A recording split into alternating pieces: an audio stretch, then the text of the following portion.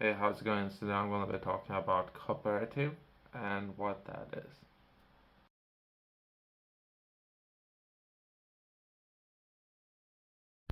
Definition: a cooperative, often referred to as a co-op, is a business organization owned and operated by its members for the mutual benefit.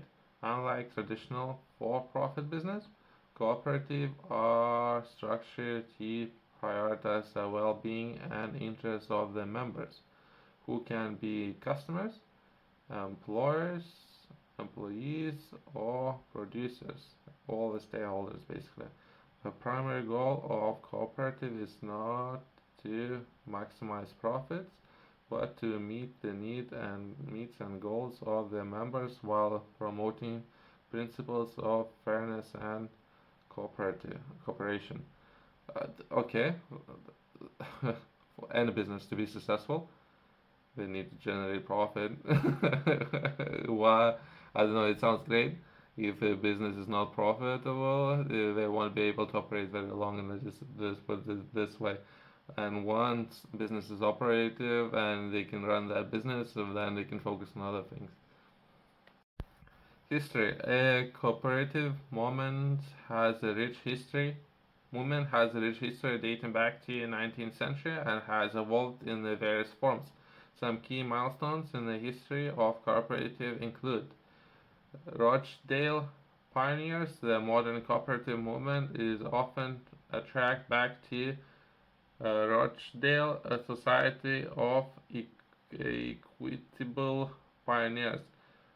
Founded in Rochdale, England in 1844, the Rochdale Pioneers established in Rochdale Principles, a set of principles that became the foundation for many cooperatives worldwide. Myself, I'm more familiar with agriculture cooperatives since there are a lot of small businesses, small farmers, I guess, and they're looking to perhaps for infrastructures, different infrastructures, and then they need to approach different cooperatives where they can come together and perhaps use warehousing, use perhaps some of the equipment, which can be very expensive, especially if you're just starting out.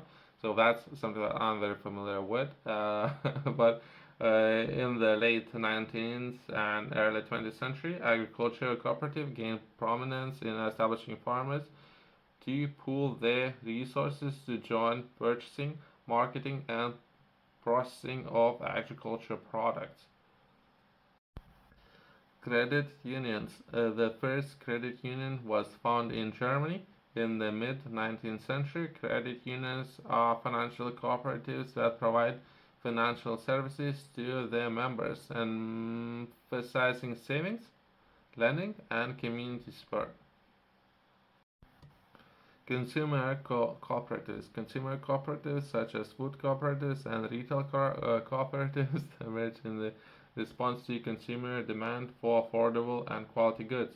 These cooperatives allowed members to collectively purchase products and reduce price.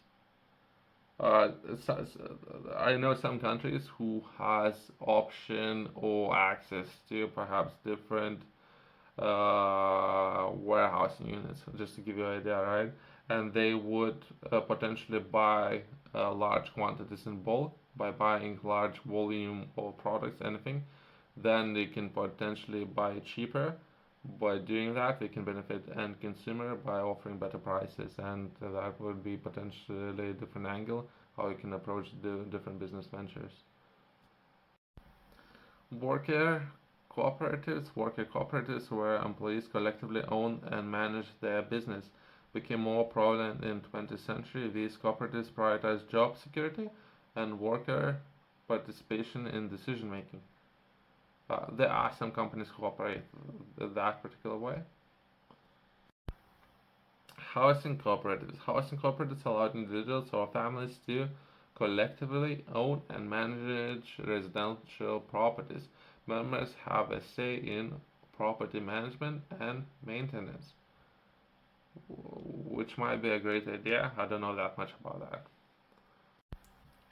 There are a lot of different businesses who I personally believe they do have best intentions in mind. That if you are interested, you can do your own research to find out what business are there who operate in this particular way. Other than that, key characteristics of cooperative that would be membership ownership. Members can have a stake in cooperative, often throughout the purchase of shares and membership fees, as they have say in decision making processes. Uh, which makes a lot of sense, the same as perhaps owning a part of the company or fraction of the company. Democratic governance. Cooperatives are typically governed democratically, with each member having an equal vote in major decisions, regardless of the level of investment. Mutual benefit. Cooperatives exist to serve the need and interest of their members, whether it's provide goods or services or financial benefits. Limited return on investment. Cooperatives often limit the return on investment, ensuring that surplus earnings are reinvested in cooperative or distribution equally among members. Open membership. Many cooperatives have open membership policies allowing individuals or entities to join them. They meet certain criteria. Okay. Education and cooperation. Cooperatives often prioritize educating members about cooperative principles and fostering a spirit of cooperation and community. There are a lot of different districts within different countries who offer those services, but it's very hard to become a member. You might need to know someone from a group. So there's a lot of caveats that I do understand those. So just so we all aware, I guess, even though it might be, it just as it with everything, managing and leading a company, if you have open door policy, it might be hard to later on to manage that company. But either way, cooperatives are driven by principles that emphasize mutual assistance, economic fairness, and members' empowerment. They can be found in various industries such as uh, various industries and sectors promoting economic and social sustainability while serving the needs of their members and communities. For those of you up there who would like to learn more about how to start and run your business, even if that would be perhaps your first business venture, in this book I'm sharing all information that you would need, especially if you're currently doing research. I would highly recommend to you purchase this book. I'm talking about the book of livestock venture and how to bring you up to speed of everything what you would need to know before venturing into this business model.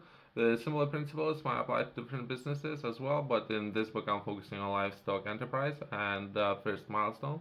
That would be from zero to a first $10,000, pounds, euros. And I'm sharing some of the examples that I believe would benefit everyone interested in learning more about this particular business and where to begin, where to learn, how to start your own cooperative, and how you can benefit community, right? How you can bring members in and how we all together. I mean, idea it's a great idea. I hope it will work. I would definitely recommend for everyone to try it and let me know if that would work. But other than that, perhaps if you were responsible for this particular business model and you would take yourself you take responsibility, I would definitely can say that it will work.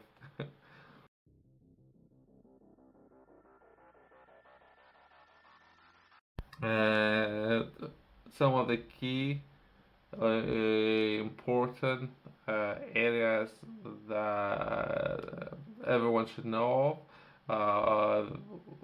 What sets cooperative apart? That would be community building, economic inclusion, empowerment, local and sustainable development, access to essentials, worker rights, financial services, affordable housing, resilience, social innovation, educational opportunities, philanthropy and social impact, policy and advocacy, international cooperation, alternative business model, inclusion in economy, historical significance, and diversity of sectors. Uh, I would definitely highly recommend for everyone to do some research if you're interested in this particular business model.